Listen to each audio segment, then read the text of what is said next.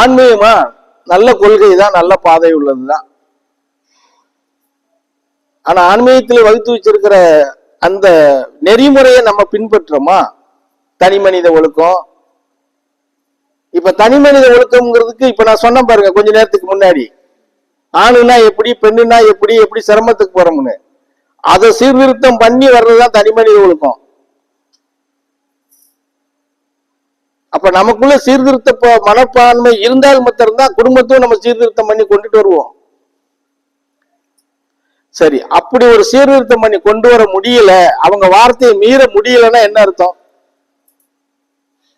நம்மகிட்ட ஏதோ ஒரு ஓட்டை இருக்குன்னு அர்த்தம். ஒண்ணு பெண்ணுகிட்ட அந்த ஓட்டை இருக்கணும், இல்லைன்னா ஆண்மகிட்ட அந்த ஓட்டை இருக்கணும். பெண்ணுகிட்ட மறுத்து பேச முடியாத அளவுக்கு நம்ம வாயை அடக்கிட்டு போறோம்னா நம்மகிட்ட ஒரு ஓட்டை இருக்குன்னு அர்த்தம். நம்ம அந்த ஓட்டை அவங்க கண்ணுக்கு தெரிஞ்சிருச்சுன்னு அர்த்தம். அதனால நம்ம அமைதியா போய்கிட்டு இருக்கிறோம், என்ன ஆனாலும் பரவாயில்லங்கிற மாதிரி. பெண்ணும் அதே மாதிரி, அவங்களுக்கு தெரிஞ்சு கணவனுக்கு தெரிஞ்சுட்டா எழுத்து பேச முடியாத சூழ்நிலையில் அவங்க இருக்கிறாங்கன்னா அதுக்கு அர்த்தம் அதுதான். ரெண்டுமே அதுதான், ரெண்டு பேத்துக்குமே பொருந்தும் அந்த விஷயம்.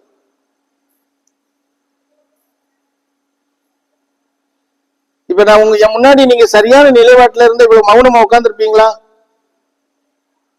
கேள்வி எத்தனை கேட்பீங்க? இப்ப இந்த பரதேசியா இருந்தா கேள்வி, இப்ப சோபா சாமியா இருந்தா எத்தனை கேள்வி கேட்பாங்க? பவானி இருந்தா எத்தனை கேள்வி கேட்பான்?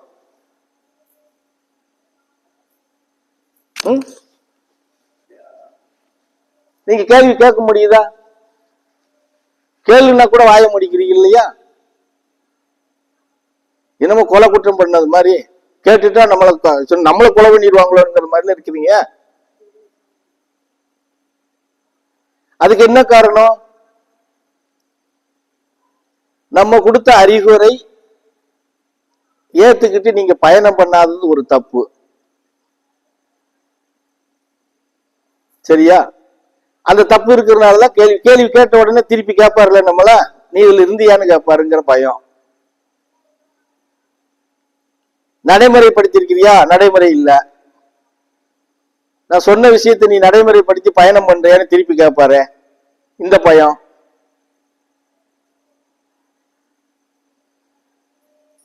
சரியா?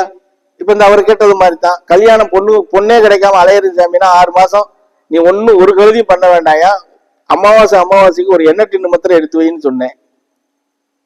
அவன் மாசத்திலேயே 15 லிட்டர் டின்னு எடுக்கிறதுக்கு போல 10 லிட்டர் வாங்கி கொண்டாந்து வச்சிருக்க, அது அப்படியே உட்கார்ந்துகிட்டு இருக்கு. இப்படி ஏதாவது செய்ய முடியல